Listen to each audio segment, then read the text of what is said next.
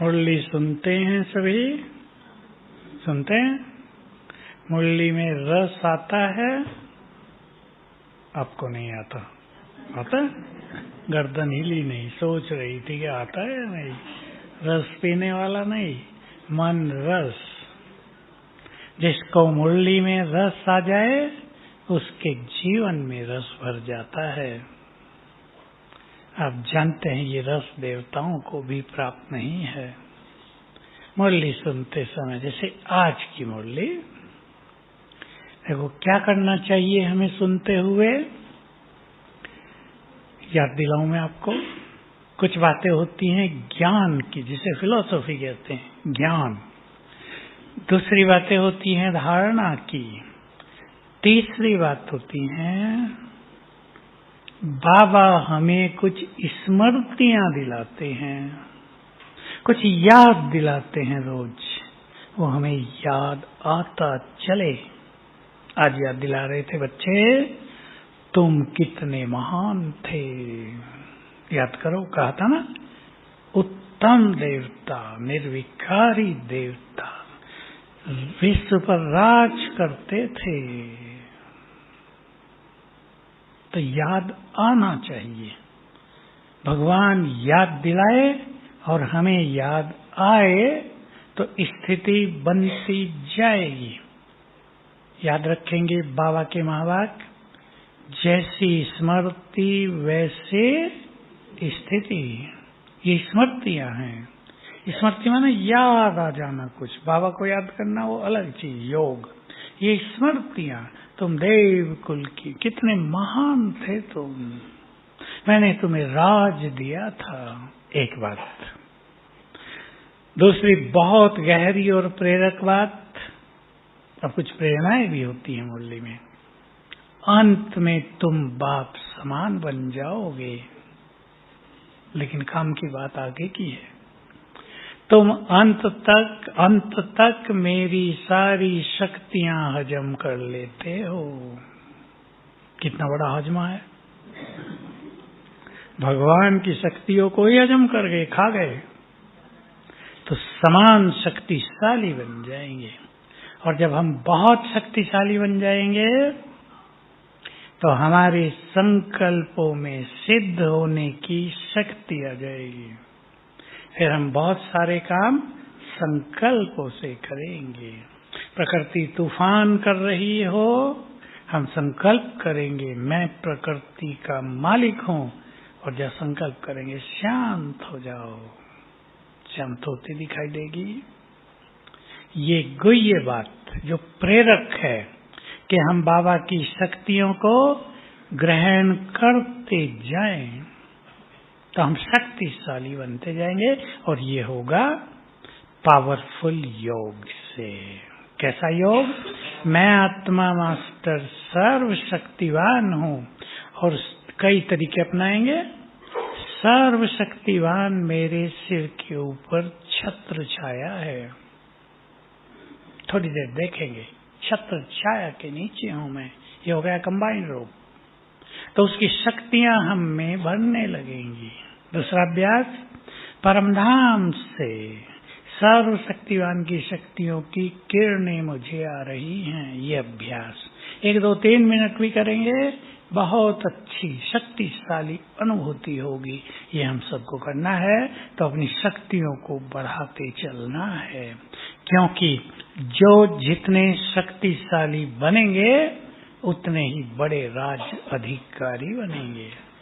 शक्तिशाली बनकर ही आत्मा माया को जीत पाती है।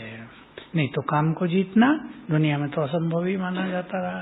सन्यासी भी असंभव मानते रहे, लेकिन सर्वशक्तिवान से योग होता है तो हमें शक्तियां मिलती है इन मनोविकारों को जीतने की। इसलिए मैं आपको एक बात स्पष्ट जान ले सभी, माया को पूरी तरह जीतना है तो 4 घंटे योग तो होना ही चाहिए।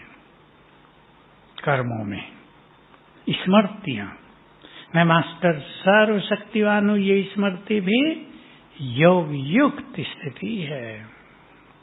हमें घर जाना है, ये स्मृति भी मन मनाभव है। बाबा की मुरलियों से आप नोट करेंगे बातें। स्वदर्शन चक्र घुमाना, इससे भी तुम्हारे विक्रम विनाश होते हैं। ये सब नोट किया करें ताकि योग के बारे में कंफ्यूजन न रहे कि हम जो कुछ कर रहे हैं वो योग है भी या नहीं। वो तो वो कंफ्यूजन रहता है, डाउट रहता है, ये न हो। अब एक और ज्ञान की सुंदर बात जो बहुत सुंदर है। श्री कृष्ण जब आएंगे तो बोलो, बोल, जोर से बोलो। बिजली नहीं चमकेगी, बिजली तो विनाश में चमकेगी। तो ऐसा होगा जैसे बिजली चमक गई हो, यानी बहुत लाइट हो जाएगी।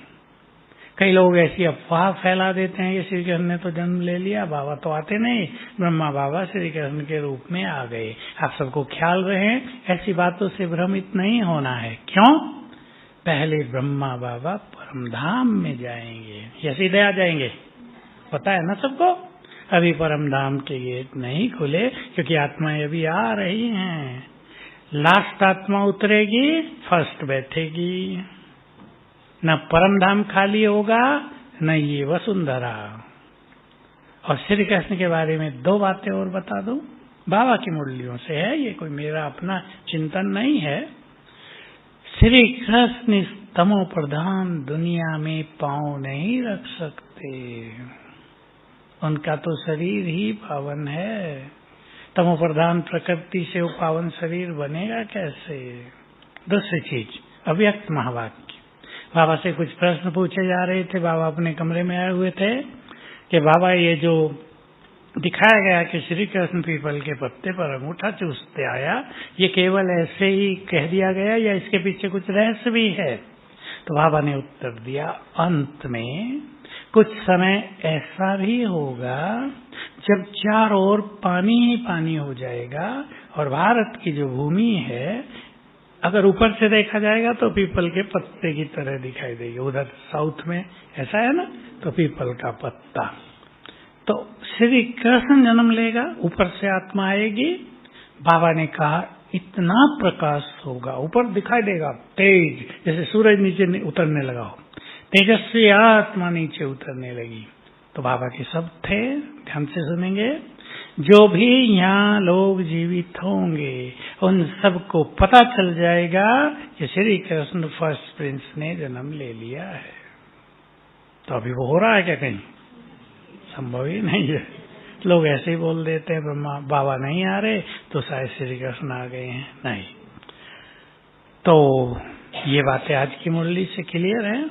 कल की मुरली पर हम और चर्चा करेंगे। शिवरात्रि पर मुरली, धारणाओं की हैं वो सब बातें। ये क्लास धारणाओं पे ही होगी। जागरण, व्रत, बलि, तीन चीजें होती है ना। बलि माना समर्पण। किसकी बलि चढ़ाने लगे लोग? क्यों बकरा ही चुना? देखो बाबा कितना अच्छा कनेक्शन जोड़ते हैं। बलि चढ़ानी है मैंपन की और बेचारे चढ़ाने लगे बकरी बकरों की। उसकी तो केवल भाषा में है, मनुष्यों के तो अंदर में समाया है। अपना न निकाल के सोचे ये काम करना है, देवी देवता शिव प्रसन्न हो जाएंगे। नो, देवता या भगवान को हिंसा से प्रसन्न नहीं होते, ये गलत परंपराएं हैं। जागरण, बाबा ने हम सभी को जगा दिया है। जग गए ना? स्मृतियां दिलाकर, ज्ञान देकर, हमारी चेतना जो सो गई थी अज्ञान अंधकार में, उसको जगा दिया। सबसे बड़ा अंधकार कौन सा था जो बाबा कहते हैं? लाखों साल। लाखों साल की बात सुन के सोचो तो सही आप। एक कल्प 4,32,00,000 साल का। 4,32,00,000। तो मनुष्य सोचेगा कि होगा, छोड़ो, क्या लेना देना। इतना सोचेगा। मनुष्य को कल की भी याद नहीं रहती। इतना लंबा छोड़ा। कलयुग की आयु 4,32,000।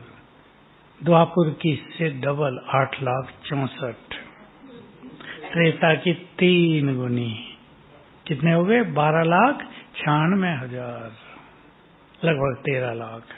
सतयुग की 4 गुनी। सोचा ठीक है, जितनी भी हो, हमें क्या लेना देना। सो गए ना, सो गए। भगवान को बुलाते रहे। ये पता न था कि वो कलयुग के अंत में आएगा। आके उसने सबसे पहले तो जगाया, अंत आ गया है, मैं भी आ गया हूँ, जग जाओ अब। हे देवकुल की आत्माओं, जागो। औरों को नहीं जगाया। क्यों भाग दौड़ हो गई? आज था ना मुरली में, बाबा आए और कसीस होने लगी शिव बाबा की, भागने लगे सभी। क्यों भागे थे? रहस्य। बाबा आए, बाबा ने देखा मुझे तो कोई जानता ही नहीं, यहाँ क्या करूंगा। था ना, शिव बाबा को थोड़ा ही कोई जानता था। ब्रह्मा बाबा को जानते थे, ब्रह्मा से काम थोड़ा ही चलेगा। शिव बाबा ने देखा मुझे तो कोई जानता नहीं, ब्रह्मा के तन में बैठकर आह्वान किया, देवकुल की आत्माएं जो भी यहाँ हैं, सब आ जाओ, मैं आ गया हूँ। बस जगने लगे, भागने लगे, इससे रुके ही नहीं। घर छोड़ के निकल गए, सुख सुविधाओं में रहने वाले आ गए। परमात्म आह्वान पर। इसी को भागवत में कैसे दिखाया? श्री कृष्ण ने बांसुरी बजाई और बांसुरी के स्वरों से आवाज निकलने लगी, आ जाओ। और आने लगे। आपने कहीं चित्र देखे हो, लोग दिखाया करते हैं कि गाय जो थी ना, वो रस्सी तोड़ तोड़ के आने लगी, भागने लगी। ये गाय कौन है? हाँ, माताओं को बड़ी खुशी हुई, हमें। ठीक है ना। तो बाबा ने ज्ञान देकर हमें जगा दिया, जागरण हो गया। वहां एक रात जागरण करते हैं, वहां भी मान्यता है कि आज जागो, शिव भोलेनाथ आएंगे, उनसे हमारा मिलन होगा।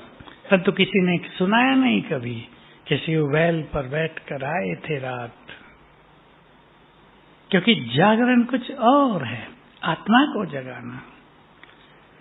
मैं भी कहा करता हूँ कहीं कहीं भक्तों को, जहाँ अच्छे थोड़े फ्रेंडली भक्त होते हैं, देवियों को जगाते हैं और जागरण करते हैं। दिल्ली में तो सड़कें घेर लेते हैं और रात को जागरण शुरू करते हैं।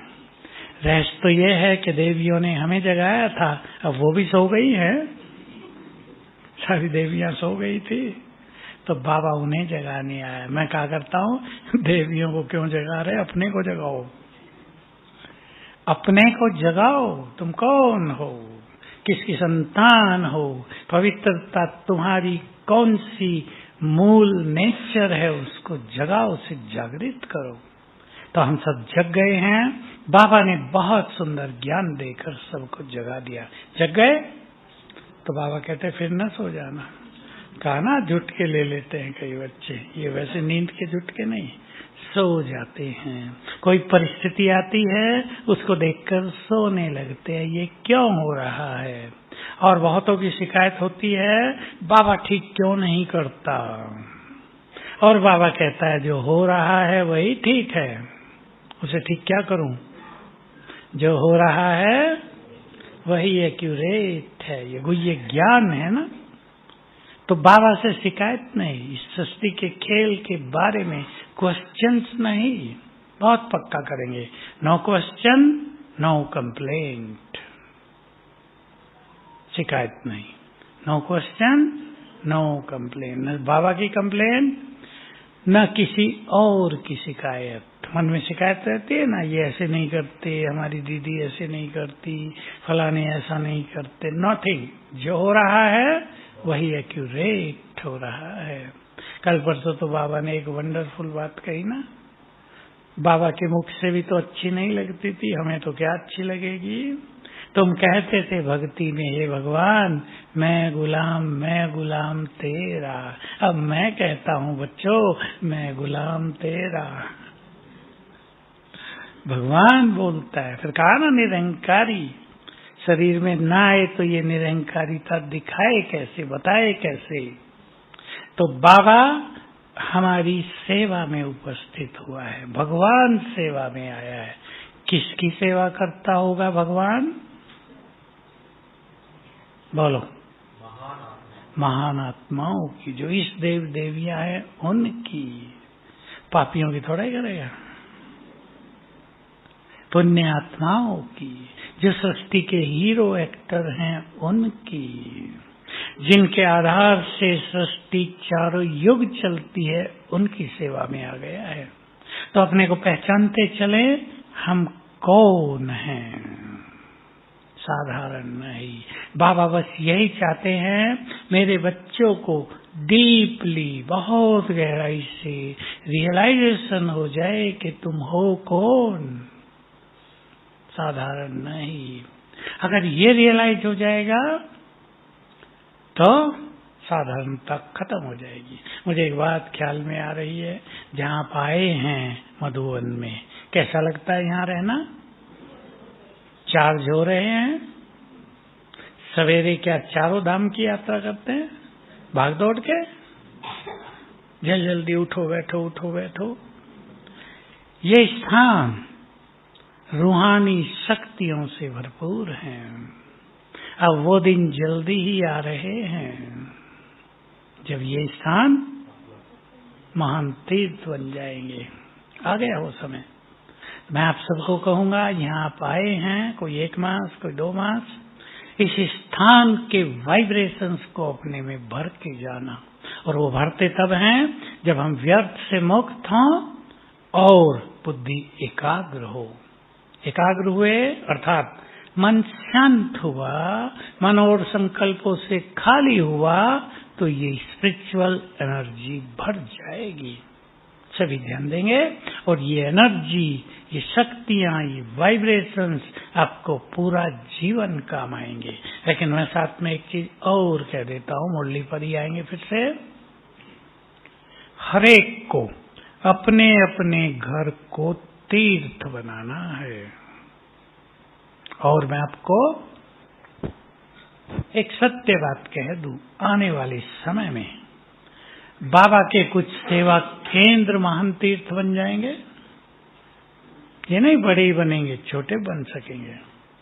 और आप में से कईयों के घर भी तीर्थ बन जाएंगे। लेकिन किसके? जो बनाना चाहें। अभी सुन लें, बनाना है। माताएं चाहेंगी घर को तीर्थ बनाना। और इसके आगे भी एक बात कह दूं, और कई सोचते होंगे घर को तो हम नहीं बना सकते। अपने जीवन को चलता फिरता तीर्थ बनाने का संकल्प करें। तीर्थ वो बनेंगे, घर तीर्थ उनके बनेंगे जो रहने वाली बहनें माताएं घरों की इष्ट देवी होंगी, पवित्रता की देवी। सबसे बड़ा महत्व होगा पवित्रता का। पवित्रता के कई स्टेप्स हैं। सीढ़ी होती है ना, उन्हें स्टेप्स कहते हैं। व्यर्थ संकल्पों से जिसका जीवन पूरी तरह मुक्त हो गया, उनका जीवन तीर्थ बन जाएगा, उनका घर तीर्थ बन जाएगा। कोई ये ना सोचे अपने घर में तो मैं अकेली ज्ञान में हूँ, अकेला हूँ, बाकी तो नहीं चलते। कोई नॉन वेज खाता है, कोई लहसुन प्याज बहुत खाते हैं, कोई ड्रिंक भी करते हैं। आप उन चीजों से परेशान न हो। सुन ले माताएं ध्यान से, माताओं को ये समस्याएं आती हैं। कोई बच्चा बुरे संग में रहता है, माताएं सुनाती हैं, बाबा का चित्र भी फाड़ देता है, मैं क्या करूं? मैंने कहा तुम ये करोगे दुखी ना हो जाओ। चित्र की जरूरत ही नहीं, ऊपर बैठा है ना, दिल में बैठा लो, चित्र की जरूरत ही नहीं। कई बच्चे ऐसे तूफानी होते हैं, बुरे संग में आकर ये काम करने लगते हैं। उनको पता नहीं होता इसका परिणाम तुम्हें क्या भुगतना पड़ेगा।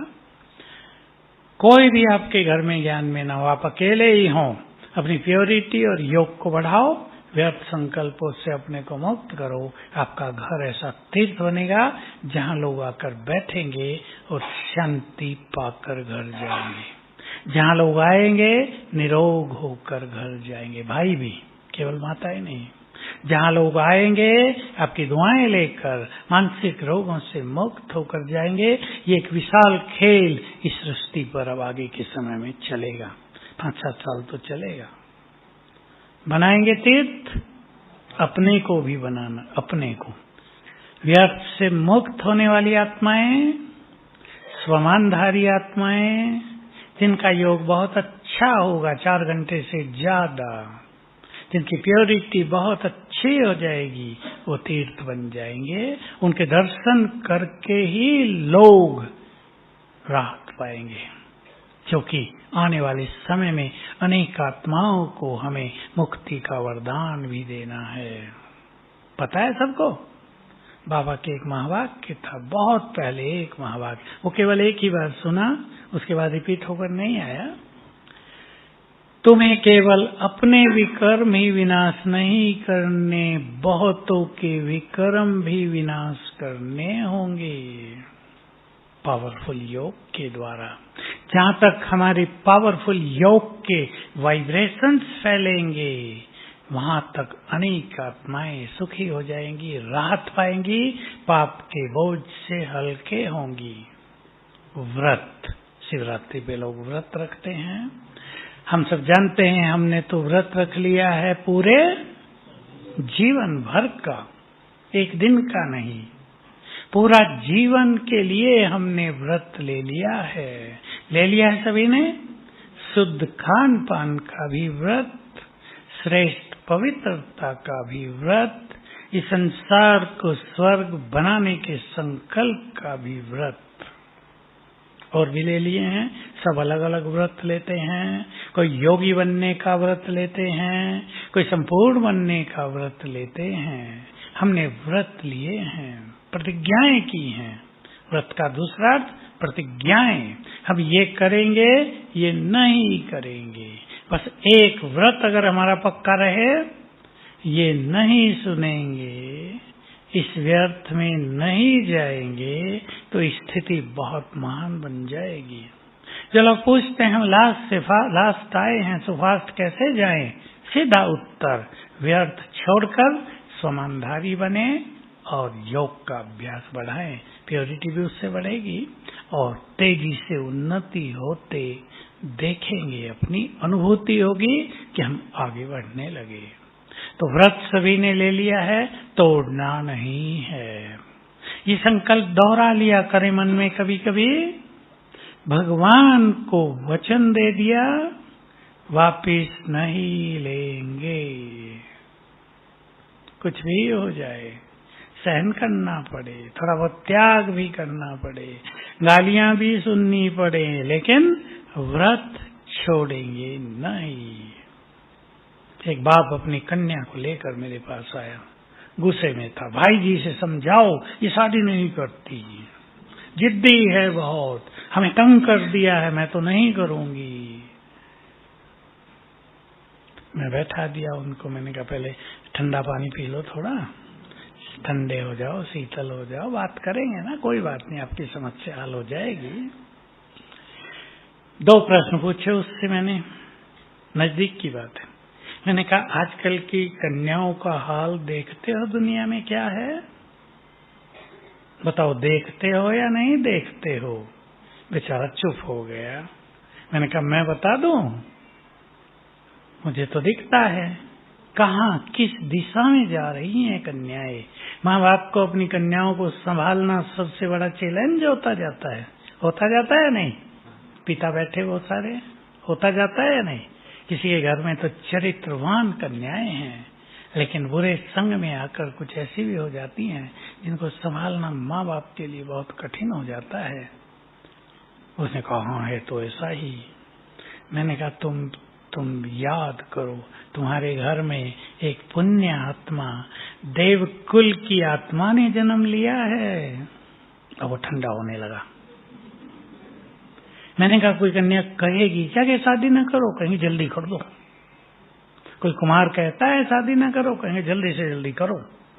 जो कह रहे हैं वो कितने पुण्य आत्माएं हैं, उनमें पवित्रता के बीज कितने स्ट्रांगली हैं अंदर। उसको मैंने समझाया, तुम्हारे घर में ये देवी है, इससे तुम्हारा भाग्योदय हो रहा है, इसको कलयुग के गर्त में डालना तुम्हारी सबसे बड़ी भूल होगी। और वो समझने लगा, धीरे धीरे रियलाइज हुआ। तो व्रत को, कन्या बैठी हैं, व्रत को बोलो, कन्या बोले आगे की 4 देवियां, व्रत को तोड़ना नहीं है। कुमार कौन कौन बैठे हैं? अरे सारे कुमार कहाँ से आ गए? नीचे से भट्टी में आए हैं। ओहो, वेरी गुड। तो व्रत पर स्टैंप लगा देना, व्रत तोड़ना नहीं है। बाबा तो शुरू से ही बहुत बड़ी प्रतिज्ञाएं कराया करते थे, प्राण जाए पर वचन न जाए, राम की जो बात है। तो हम सभी बहुत स्ट्रांग हो जाएंगे और बाबा के लिए बड़े बड़े काम कर पाएंगे।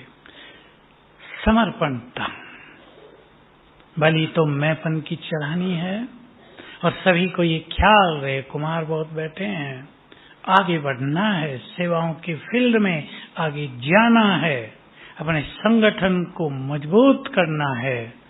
मैं और मेरे से मुक्त होने को लक्ष्य बना लें, लक्ष्य बनाना पड़ेगा। हमारी सेवाओं में दिव्यता तभी आती है जब उसमें मैंपन न हो। हमें सेवाओं का संपूर्ण फल तभी मिलता है जब उनमें मैं और मेरापन न हो। नहीं तो पीछे बाबा की मुरली में आ चुका है, याद दिला देता हूँ। कई बच्चे सोचते हैं हमारा तो सेवाओं का खाता बहुत ज्यादा जमा है, पर नहीं, जितना तुम सोचते हो उससे बहुत कम है। आइए, 1-1.5 मास पहले ही तो आई थी। कारण मैं और मेरा। बाबा का उत्तर था, अगर खाता बढ़ाना है, 95% तक ले जाना है, तो निमित्त भाव, निर्माण चित्त, निर्मल। निर्मल का बड़ा अर्थ होता है, निर्मल वाणी भी और निर्मल स्थिति भी, निर्मल दृष्टि भी। तो ये हमारी श्रेष्ठताएं हैं जिस मार्ग पे हम चले हैं। एक अच्छा व्यक्ति, कुमार सभी समझदार हैं और एनर्जेटिक भी होते हैं। सभी को संकल्प करना है जिस मार्ग पर हम चले हैं, जब तक मंजिल पर न पहुंच जाएं, पीछे मुड़कर नहीं देखेंगे। क्या विचार है? ठीक बात है, पीछे मुड़कर नहीं देखेंगे। पीछे मुड़कर देखने वाले तेज नहीं चल सकते। तो समर्पण, जिसमें बाबा ने कहा सर्वस्व, सर्व समर्पण, सर्वस्व समर्पण, और 3 चीजों पे ध्यान दिलाया, मन, बुद्धि और संस्कारों की समर्पणता। मन की समर्पणता बहुत गहरी चीज है। हम पहले चर्चा करेंगे बुद्धि की समर्पणता। बुद्धि को लोग ब्रेन भी समझ लिया ना, बुद्धि को ब्रेन इसलिए शीश काट के चढ़ाने लगे थे, लेकिन है बुद्धि के अभिमान की समर्पणता। बुद्धि में जो पहले का ज्ञान भरा हुआ है, सबके पास ज्ञान है ना कुछ, उसकी समर्पणता। जो लोग कहते हैं बाबा की ये बात तो हमें समझ में नहीं आती, क्योंकि जो पहले से भरा हुआ है उसको आधार बनाकर बाबा की बातों पे विचार करते हैं। भाई हम वो जानते थे, उस अनुसार ये सत्य है, होना ये चाहिए कि हम ये जानते हैं, क्या इसके आधार पर वो सत्य था? ठीक बात है। संपूर्ण सत्य वही सुनाता है जो संपूर्ण सत्य है, परमात्मा। उसके ज्ञान को किसी और ज्ञान से वेरीफाई करना अज्ञान हो गया। उसके ज्ञान से औरों के ज्ञान को वेरीफाई करना होगा। तो ये बात गलत लिखी गई है। तो बुद्धि में जो कुछ भरा हुआ है उसको छोड़कर जो भगवान ने सुनाया है उसको धारण करके अपनी बुद्धि को दिव्य बनाना, यह है बुद्धि की समर्पणता। बुद्धि में वही रह जाए जो भगवान ने दिया है। और एक बहुत सुंदर बात और कही, वो कई बार आती है मुरलियों में, इससे हमें बहुत फायदा होता है, चित्त बहुत शांत और निर्मल रहता है। जो कुछ हमारे पास है, विशेषताएं में पनाता है ना, उस पर बाबा ने सुनाया, जो कुछ हमारे पास है वो सब प्रभु देन है, प्रभु प्रसाद है, मेरा नहीं दिया गया है, सेवाओं के लिए दिया गया है। वो हमें महान बनाना चाहता है ताकि हम उसका श्रेष्ठ कार्य संपन्न कर सकें। बुद्धि पर ध्यान देंगे। और एक बात जो हमेशा मुरलियों में आती है, अपनी बुद्धि को स्वच्छ करो, क्लीन करो। जिसको इस संगम युग पर वरदान चाहिए, जो चाहते हैं हमारे पास अनेक सिद्धियां और शक्तियां आ जाएं, सुन ले ध्यान से, जो चाहते हैं हमारा योग बहुत बढ़ता चले, वो बुद्धि में जो गंदगी भरी है उसको निकाल के स्वच्छ करें। माताओं को सफाई पसंद होती है ना ज्यादा, भाई लोग तो ऐसे वैसे फेंकते रहते हैं। माताएं बिस्तर भी ठीक रखती हैं, अलमारियां भी ठीक, आंगन भी ठीक, कमरे भी ठीक, सुगंधित भी। तो माताओं से रिक्वेस्ट है, बुद्धि की भी सफाई कर दो, ठीक है। कुछ व्यर्थ सुनेंगे ही नहीं जो अंदर बैठे, और अच्छा माल बाहर चला जाए, अच्छी चीजें बाहर चली जाएं। अच्छी चीजें बहुत दी है ना बाबा ने, बहुत सुंदर चीजें हैं। बस मैं सार में इतना सुना दूं आपको, जिस बुद्धि में वरदान धारण करने हो वो बुद्धि बहुत शक्तिशाली चाहिए, व्यर्थ बुद्धि को कमजोर करता है। जिस बुद्धि में हमें भगवान को बैठाना हो वो बुद्धि बहुत पवित्र चाहिए, व्यर्थ से मुक्त। भगवान सब जगह है तो गंदगी में बैठेगा क्या वो?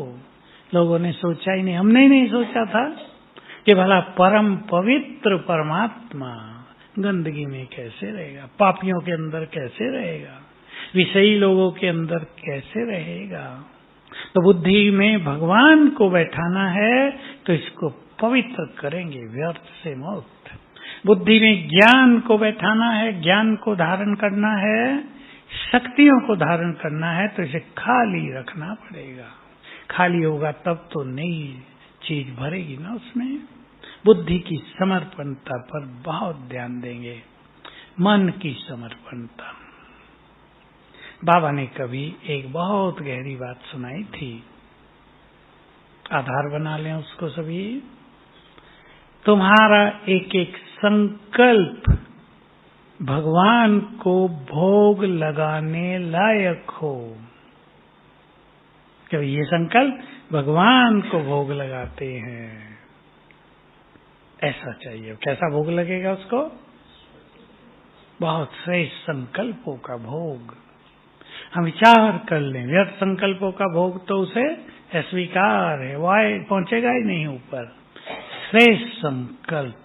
देखो आप मुरलियों में एक बात देखते होंगे, बाबा कभी कभी मुरली चलाया करते हैं कि बच्चे सवेरे उठ के संकल्प कर रहे थे हम बाप समान अवश्य बनेंगे। बाबा आके क्या कहता है, वाह बच्चे वाह। वो संकल्प स्वीकार हुआ ऊपर। कौन कितना पुरुषार्थ करता है वो आगे की बात है, लेकिन उस संकल्प को भगवान ने स्वीकार किया। इतना सुंदर संकल्प किया, हम आपका नाम रोशन करेंगे, हम आपके इस कार्य को सफल करेंगे। ये सुंदर संकल्प है ना जो भगवान को प्रिय हैं।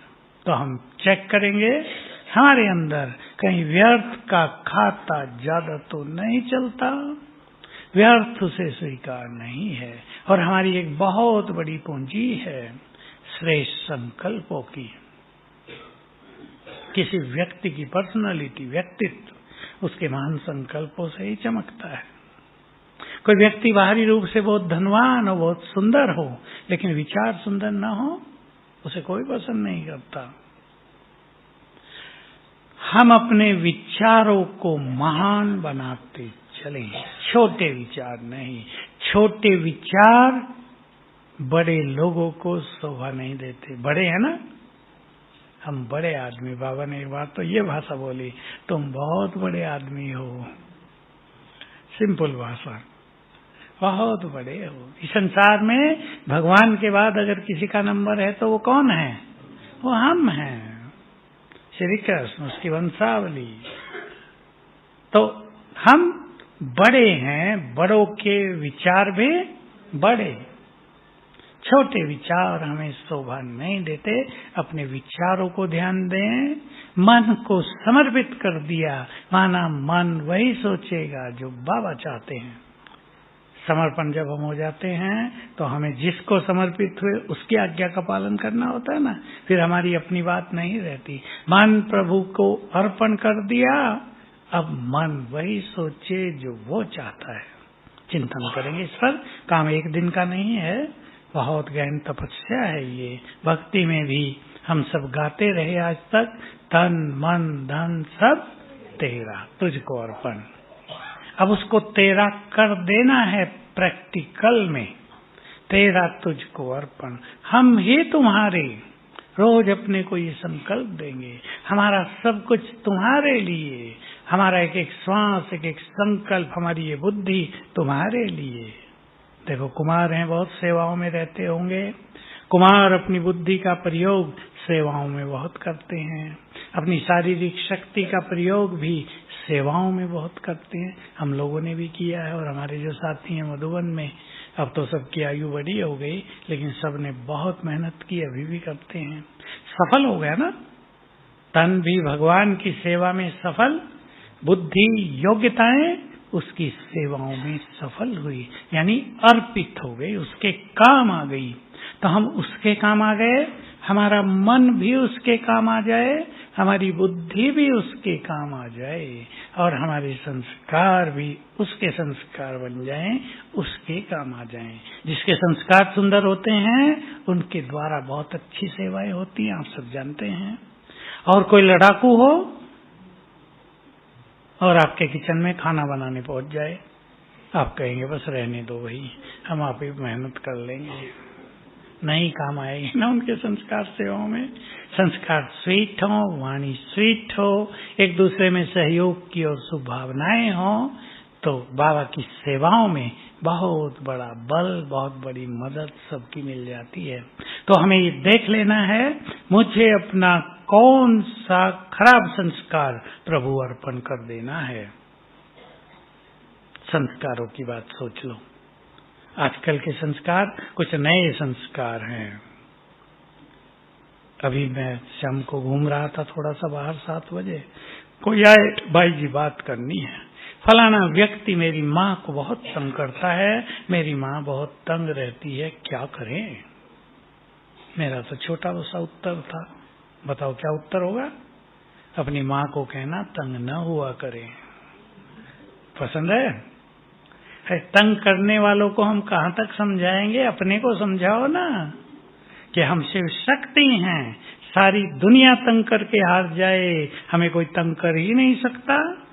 फीलिंग बहुत होती है तो तंगी महसूस होती है, समर्पित कर दो फीलिंग का संस्कार। आजकल के संस्कार अलग हैं, कुछ ज्यादा सोचने का संस्कार, जल्दी ही परेशान हो जाने का संस्कार, जल्दी ही घबरा जाने का संस्कार, इनको प्रभु अर्पण कर दो।